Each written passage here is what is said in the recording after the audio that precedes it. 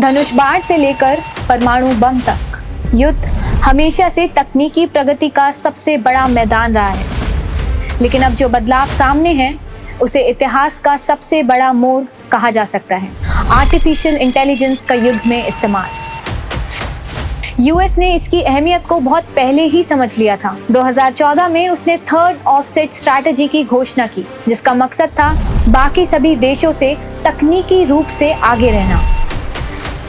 इसके बाद इस रेस में एक और बड़ा खिलाड़ी उतर पड़ा, चाइना। 2019 में बीजिंग ने ऐलान किया कि वो 2030 तक अपनी पीपल लिबरेशन आर्मी को पूरी तरीके से एआई एडवांस ड्रिवन बनाना चाहता है। इसके लिए चाइना ने अरबों डॉलर झोंक दिए और सिर्फ रिसर्च पर ही हर साल लगभग 15 लाख डॉलर खर्च कर रहा है। नमस्ते, मेरा नाम है वैशाली और आप देख रहे हैं बजरबट्टू दुनिया पे ड्रोन दृष्टि।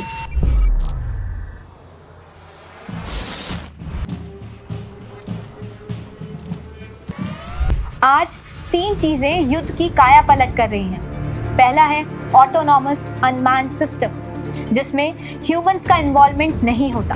दूसरा है साइबर वॉरफेयर और तीसरा है स्टेल्थ वॉरफेयर। आइए हर हिस्से को समझते हैं असल ऑपरेशनों के उदाहरण के साथ। पहला, ऑटोनॉमस एंड अनमैन्ड सिस्टम। छोटे से लेकर बड़े निगरानी और हथियार वाले ड्रोन अब सस्ते, तेज और व्यापक तरीके से मैदान बदल रहे हैं। ये रियल टाइम इमेज सेंसिंग और कभी कभार सेमी ऑटोनॉमस टारगेटिंग करते हैं। निगरानी कैमरा, सिंगुलर इंटेल, किसी ह्यूमन एआई फिल्टर के जरिए संभावित टारगेट चिन्हित होते हैं।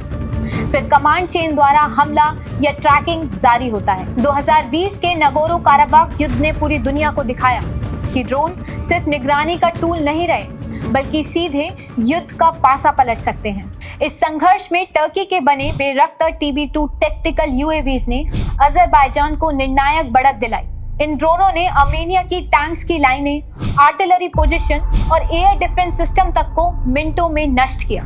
जो काम पहले हजारों सैनिकों और भारी बख्तरबंद ब्रिगेड्स के साथ हफ्तों में होती थी, वो अब कुछ दर्जन ड्रोन सॉर्टीज से हो गया। बेरख्तर TB2 का कमाल सिर्फ इतना ही नहीं था कि वो हथियार गिराता था, बल्कि उसकी लाइव वीडियो फीड ने बैटलफील्ड अवेयरनेस को बदल दिया। कमांडर अब रियल टाइम में दुश्मन की हलचल देख पा रहे थे और उस पर आर्टिलरी फायर या मिसाइल स्ट्राइक ग्राउंड कर रहे थे। इस तरह इजराइल का हेरॉन यूएवी भी सर्विलियंस और टारगेट एक्विजिशन के लिए काफी मशहूर रहा है। ये यूएवीज भारत, फ्रांस और कई देशों द्वारा इस्तेमाल किए जा रहे हैं। लंबी एंड्योरेंस और हाई रेजोल्यूशन सेंसर की वजह से हेरॉन दुश्मन की गहराई तक झांक सकता है। US MQ-9 रेपो, ये तो मॉडर्न ड्रोन वॉरफेयर का चेहरा है। इसे हंटर किलर ड्रोन कहा जाता है, क्योंकि ये न सिर्फ लंबी दूरी तक सर्विलेंस करता है, बल्कि हेलफायर मिसाइल और स्मार्ट बॉम्ब्स लेकर चलता है। अफगानिस्तान, इराक और सीरिया में इसने हाई वैल्यू टारगेट्स को एलिमिनेट करने में अहम भूमिका निभाई।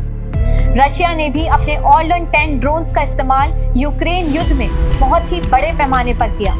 ये छोटे सर्विलियंस ड्रोन्स आर्टिलरी यूनिट्स को टारगेट लॉक कराने में मदद करते हैं। मतलब आर्टिलरी ब्लाइंड फायरिंग के बजाय सटीक कोऑर्डिनेट्स पर वॉर करते हैं। यूक्रेन ने इसका जवाब स्विच ब्लेड कामिकाज़ी ड्रोन्स और खुद के बनाए छोटे कमर्शियल ड्रोन्स को हथियार बनाकर दिया। कई वीडियो सामने आई जिसमें छोटे क्वाडकॉप्टर्स सटीकता से ग्रेनेड गिराकर टैंक और सैनिकों पर हमला करते दिखे। यहाँ तक कि यूएस ने एक हिस्टोरिक कदम उठाया और बन गया पहला देश जो एक high tech autonomous under water vehicle develop कर रहा है, मांटा रे। ये ड्रोन डर्पा के लिए नॉर्थरोप ग्रोमन ने मई 2024 में अनवेल किया और इसका मकसद है long duration high risk military operation को मिनिमम ह्यूमन इंटरवेंशन के साथ एग्जीक्यूट करना। नतीजा ये है कि आज ड्रोन्स युद्ध का इक्वलाइजर बन गए हैं। छोटे देशों के लिए ये बड़े और महंगे लड़ाकू विमानों का सस्ता विकल्प है। नगोर्नो काराबाख और यूक्रेन दोनों ने साबित कर दिया है कि बिना एयर सुपीरियोरिटी के भी स्मार्ट ड्रोन वॉरफेयर से आप दुश्मन के टैंक, मिसाइल सिस्टम और सप्लाई चेन को जड़ से हिला सकते हैं। यहाँ तक कि भारतीय सशस्त्र बल पहली बार अपने इतिहास का सबसे बड़ा ड्रोन और काउंटर ड्रोन युद्ध अभ्यास करने जा रहा है। इस एक्सरसाइज का नाम कोल्ड स्टार्ट रखा गया है। और ये अक्टूबर के पहले हफ्ते में आयोजित होगा। इसमें थल सेना, नौसेना और वायु सेना तीनों ही सेनाओं की भागीदारी होगी। इस अभ्यास का उद्देश्य साफ है, भारत की नई ड्रोन क्षमताओं की ताकत को परखना और काउंटर ड्रोन सिस्टम की प्रभावशीलता का परीक्षण करना। हाल के वर्षों में ड्रोन ने युद्ध की पूरी परिभाषा ही बदल दी है। यूक्रेन युद्ध में ड्रोन की भूमिका सबके सामने आई और हाल ही में हुए ऑपरेशन सिंदूर में भी इनकी उपयोगिता साफ दिखी। भारत अब इस क्षेत्र में और भी सुधार लाना चाहता है ताकि भविष्य के युद्ध में तकनीकी बढ़त हासिल कर सके। यह अभ्यास न सिर्फ तकनीकी तैयारी का हिस्सा है बल्कि पाकिस्तान के लिए भी एक बड़ा संदेश है कि भारत ड्रोन युद्ध के नए युग में पूरी तरह तैयार है। ड्रोन की कीमत कम होने से अधिक एक्टर्स यानी राज्य और गैर राज्य इनका इस्तेमाल कर सकते हैं। पहचान में गलती, फॉल्स पॉजिटिव और सिविलियन हानि बढ़ सकती है, खासकर जब AI असिस्टेड टारगेटेड शामिल हो। दूसरा है साइबर वॉरफेयर। साइबर युद्ध का मकसद विरोधी इंफ्रास्ट्रक्चर, कमांड एंड कंट्रोल या आर्थिक या फिर लॉजिस्टिक सिस्टम को बाधित करना है बिना पारंपरिक हथियारों के। मैलवेयर, स्पाईवेयर, स्प्रेडिंग वर्म्स और सप्लायर चेन हमले, कई बार सोशल इंजीनियरिंग या संवेदनीय सॉफ्टवेयर में बैकडोर के जरिए। लक्ष्य उद्योग, सरकारी नेटवर्क, पेमेंट सिस्टम या सैन्य सपोर्ट चेन हो सकते हैं। पहला है स्टक्सनेट 2009-10। स्टक्सनेट सिर्फ एक वायरस नहीं था बल्कि इसे साइबर युद्ध का पहला हथियार कहा जा सकता है। इसे खास तौर पर ईरान के नैप्सन न्यूक्लियर फैसिलिटी को निशाना बनाने के लिए डिजाइन किया गया था। यह इतना जटिल था कि साधारण हैकर्स के बस की बात ही नहीं थी। इसके पीछे किसी देश का हाथ माना जाता है और खास तौर पे US और इजराइल का। स्टक्सनेट ने ईरान के न्यूक्लियर प्रोग्राम को सीधे प्रभावित किया। इस वर्म ने कहा कि siemens industrial control system SCADA को संक्रमित किया और सेंट्रीफ्यूज के कंट्रोल लॉजिक को चुपचाप बदल दिया। मशीनें बाहर से सामान्य लग रही थी लेकिन अंदर से उनकी स्पीड और पैटर्न गड़बड़ा दिए गए थे। नतीजा, सैकड़ों सेंट्रीफ्यूज खराब हो गए और ईरान के न्यूक्लियर प्रोग्राम को वर्षों पीछे धकेल दिया गया। इसे साइबर डोमेन का हिरोशिमा मोमेंट कहा जाता है क्योंकि इसने दिखा दिया कि कीबोर्ड से छेड़ा गया एक कोड भी युद्ध जितना विध्वंसकारी हो सकता है। दूसरा था नॉटपेटिया 2017। अगर स्टक्सनेट एक सर्जिकल स्ट्राइक जैसा हमला था तो नॉटपेटिया एक कारपेट बॉम्ब है। यह मैलवेयर जून 2017 में यूक्रेन को मुख्य रूप से निशाना बनाकर छोड़कर गया था। शुरुआत हुई एक अकाउंटिंग सॉफ्टवेयर अपडेट से जिसे हैक करके इसमें वायरस डाला गया। एक बार यह सिस्टम में घुस गया तो यह रैंसमवेयर जैसा दिखता था लेकिन असल में यह डेटा वाइपर था, यानी डेटा वसूलने का नाटक कर रहा था लेकिन असल मकसद उसे हमेशा के लिए मिटाना था। नोटपेटिया ने यूक्रेन के सरकारी दफ्तरों, बैंकों, एयरपोर्ट्स और यहाँ तक कि पावर कंपनियों को भी ठप कर दिया था। पर इसका असर यहीं तक सीमित नहीं रहा। कुछ ही घंटों में यह दुनिया भर में फैल गया और मेरस जैसे कि शिपिंग जायंट, फेडेक्स और मर्क जैसी बड़ी कंपनियों को अरबों डॉलर का नुकसान हुआ। इस हमले के लिए कई देशों ने सीधे रशिया को जिम्मेदार ठहराया और इसे अभी तक का सबसे महंगा साइबर हमला कहा गया। यहाँ तक कि भारत के मुंबई में भी 2020 में एक ब्लैकआउट हुआ, पर जब साइबर सिक्योरिटी एक्सपर्ट ने सिस्टम लॉक्स चेक किए कुछ और ही मिला। साइन पॉइंट आउट कर रहे थे एक डेलिबरेट साइबर अटैक की तरफ और इसका सोर्स था चाइना। साइबर हमलों का प्रभाव सीमाओं के पार फैलता है। आर्थिक और नागरिक प्रणालियों भारी प्रभावित होती हैं। कई बार एट्रीब्यूशन मुश्किल होता है, इसलिए जवाबदेही और अंतर्राष्ट्रीय नियम बनाना एक चुनौती बन जाता है। तीसरा है स्टेल्थ वॉरफेयर। स्टेल्थ वॉरफेयर में ऐसे प्लेटफॉर्म और ऑपरेशंस आए हैं जो डिटेक्शन एट्रीब्यूशन को मुश्किल बनाते हैं, जैसे stealthware aircraft, modified covert helicopters और low observable systems. Radar frequency, noise profile और सिग्नेचर घटाकर दुश्मन की पहचान को और ट्रैकिंग को मात दी जाती है। ऑपरेशन अक्सर संवेदनशील निशानों पर अचानक और सटीक डिजाइन किए जाते हैं। स्टेल्थ वॉरफेयर का अगर मैं आपको एक एग्जाम्पल दूं तो वो हुआ था 2011 में। नाम था ऑपरेशन नेपट्यून स्पेयर। 2 मई 2011 की रात US नेवी सील टीम 6 ने पाकिस्तान में अलकायदा सरगना ओसामा बिन लादेन को मार गिराने के लिए जो ऑपरेशन किया उसे ऑपरेशन नेपट्यून स्पेयर कहा जाता है। इस मिशन की सफलता सिर्फ इंटेलिजेंस और ट्रेनिंग पर नहीं बल्कि टेक्नोलॉजी पर भी टिकी थी। यूएस ने इसमें specially modified Black Hawk helicopters का इस्तेमाल किया था, जिनमें स्टेल्थ कोटिंग और डिजाइन फीचर्स लगाए गए थे ताकि ये रडार से बचकर पाकिस्तान की हवाई सीमा में घुस सके। रात के समय इलेक्ट्रॉनिक जामिंग और एब्सोल्यूट सीक्रेसी, इन सब ने मिलकर इसे एक टेक्स्ट बुक स्टेल्थ मिशन बना दिया। हालांकि मिशन के दौरान एक हेलीकॉप्टर तकनीकी खराबी से क्रैश हो गया था, लेकिन यूएस कमांडोज ने बिन लादेन को मारकर मिशन सफलतापूर्वक पूरा किया। बाद में उस क्रैश हुए हेलीकॉप्टर के हिस्से से दुनिया को पहली बार इस बात का संकेत मिला कि यूएस स्टेल्थ हेलीकॉप्टर्स पर भी काम कर रहा है। दूसरा उदाहरण था stealth fighter in combat F-35 Israel.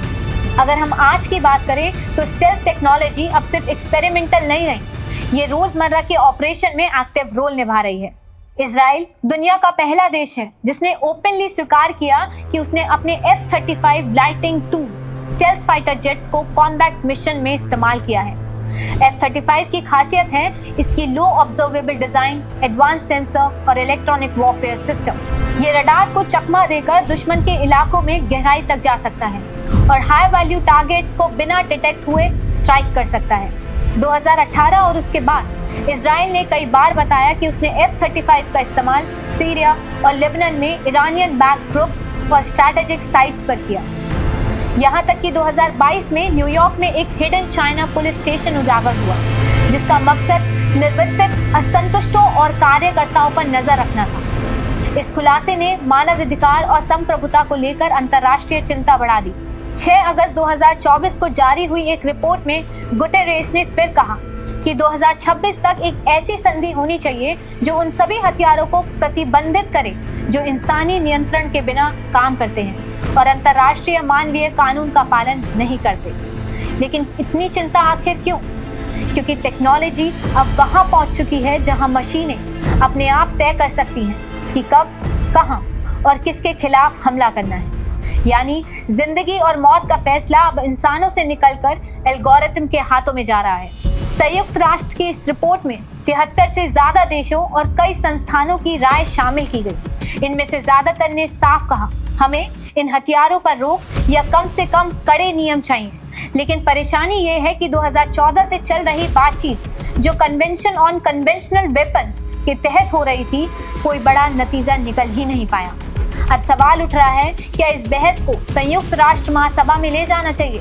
वहाँ 193 देश मौजूद हैं और वहाँ इंसानियत, कानून, नैतिकता और वैश्विक सुरक्षा जैसे पहलुओं पर खुलकर बात हो सकती है। गुटेरेस ने साफ कहा है कि अगर हम कभी कदम नहीं उठाएंगे तो बहुत देर हो जाएगी। United nation secretary general Antonio Guterres ने हाल ही में साफ चेतावनी दी है, समय निकलता जा रहा है। अगर इंसानियत को बचाना है तो दुनिया के देशों को तुरंत एक नई अंतर्राष्ट्रीय संधि पर काम शुरू करना होगा ताकि इन रोबोटिक हथियारों को नियंत्रित किया जा सके। अप्रैल 2024 में वियना में हुई एक बड़ी अंतर्राष्ट्रीय कॉन्फ्रेंस में 144 देशों के प्रतिनिधि इकट्ठे हुए। सबने यह चिंता जताई कि अगर इन किलर रोबोट्स पर तुरंत कानूनी रोक नहीं लगेगी तो आने वाला कल इंसानियत के लिए खतरनाक साबित होगा। यूएस की टेक कंपनियों ने चुपचाप इजराइल को गाजा और लेबनान में कई कथित मिलिटेंट्स को तेजी से ट्रैक और मारने की क्षमता दी है और यह सब कृत्रिम बुद्धिमत्ता यानी AI और कंप्यूटिंग सर्विसेज के जरिए संभव हुआ। लेकिन इसके साथ ही नागरिकों की मौतों की संख्या भी बढ़ गई है, जिससे चिंता बढ़ गई है कि ये उपकरण निर्दोष लोगों की जान लेने में भी योगदान दे रहा है। सैनिक बल वर्षों से निजी कंपनियों को कस्टम ऑटोनॉमस हथियार बनाने के लिए हायर करते रहे, लेकिन इजराइल के हालिया युद्ध ऐसे मामले में अग्रणी उदाहरण है जहां यूएस में बने वाणिज्यिक AI मॉडल्स का सक्रिय युद्ध में इस्तेमाल हुआ, जबकि ये मूल रूप से ये तय करने के लिए विकसित नहीं किए गए थे कि कौन जीवित रहेगा और कौन मरेगा। इजरायली सेना AI का उपयोग भारी मात्रा में इंटेलिजेंस, इंटरस्पेस कम्युनिकेशन और निगरानी डेटा को छांटने के लिए करती है ताकि संदिग्ध बातचीत या व्यवहार का पता लगाया जा सके और दुश्मनों की गतिविधियों को समझा जा सके। 7 अक्टूबर 2023 को हमास मिलिटेंट्स के घातक आश्चर्यजनक हमले के बाद माइक्रोसॉफ्ट और OpenAI की तकनीक के इस्तेमाल में धड़ाधड़ बढ़ोतरी हुई है। यह एपिसोड प्रेस की जांच में सामने आया। जांच में यह भी खुलासा हुआ कि एआई सिस्टम कैसे लक्ष्य चुनते हैं और इसमें क्या क्या गलतियां हो सकती हैं, जैसे कि फ्लॉड एल्गोरिथम्स। यह निष्कर्ष आंतरिक दस्तावेज, डेटा और वर्तमान एवं पूर्व इजरायली अधिकारियों तथा कंपनियों कर्मचारियों के एक्सक्लूसिव इंटरव्यू पर आधारित था। जैसे ही यूएस की टेक दिग्गज कंपनियां राष्ट्रपति डोनाल्ड ट्रंप के तहत प्रमुख भूमिकाओं में उभर रही हैं, एसोसिएटेड प्रेस के निष्कर्ष सिलिकॉन वैली की भविष्य में ऑटोमेटेड युद्ध नीति में भूमिका पर सवाल उठते रहे हैं। माइक्रोसॉफ्ट की उम्मीद है कि इजराइल के साथ उसकी साझेदारी बढ़ेगी और इजराइल में जो होता है वही दुनिया भर में इन नई तकनीकी के इस्तेमाल को प्रभावित कर सकता है। एसोसिएटेड प्रेस की एक जांच के अनुसार इजरायली सेना ने 7 अक्टूबर 2023 के हमले के बाद माइक्रोसॉफ्ट और ओपनएआई की सेवाओं का उपयोग लगभग 200 गुना बढ़ा दिया है। इस दौरान माइक्रोसॉफ्ट के सर्वरों पर संग्रहित डेटा की मात्रा जुलाई 2024 तक दोगुनी होकर 13.6 पेटाबाइट से अधिक हो गई है, जो कि लाइब्रेरी ऑफ कांग्रेस का हर किताब को स्टोर करने का डिजिटल मेमोरी के लगभग 350 गुना है। युद्ध के पहले 2 महीनों में सेना द्वारा माइक्रोसॉफ्ट के विशाल कंप्यूटर सर्वरों का इस्तेमाल भी लगभग 2/3 बढ़ गया है। आज का आधुनिक युद्ध केवल सैनिक ताकत या भारी हथियारों तक सीमित नहीं रह गया। ड्रोन और ऑटोनॉमस सिस्टम ने लड़ाई की रणनीति बदल दी है। साइबर युद्ध ने सीमाओं को धुंधला कर दिया है और स्टेल्थ टेक्नोलॉजी ने दुश्मन की नजर से बचकर संचालन करना संभव बना दिया है। वहीं एआई के हस्तक्षेप ने डिसीजन लेने की प्रक्रिया को और भी तेज और सटीक कर दिया है, लेकिन इसके साथ ही नागरिक हानि और नैतिक सवाल भी बढ़ गए हैं। इसका साफ संदेश यह है कि तकनीक अब युद्ध का निर्णायक कारक बन चुकी है और इसके प्रभाव, सीमाएं और नियम तय करना केवल देशों की सुरक्षा का मुद्दा नहीं, बल्कि पूरी मानवता का सवाल है। संयुक्त राष्ट्र और अंतर्राष्ट्रीय समुदाय की भूमिका इसमें बदलते परिदृश्य में अति महत्वपूर्ण है, ताकि आधुनिक हथियारों और एआई के इस्तेमाल को नियंत्रित किया जा सके और मानव नियंत्रण, कानून और नैतिकता के मानक बनाए रखे जा सके।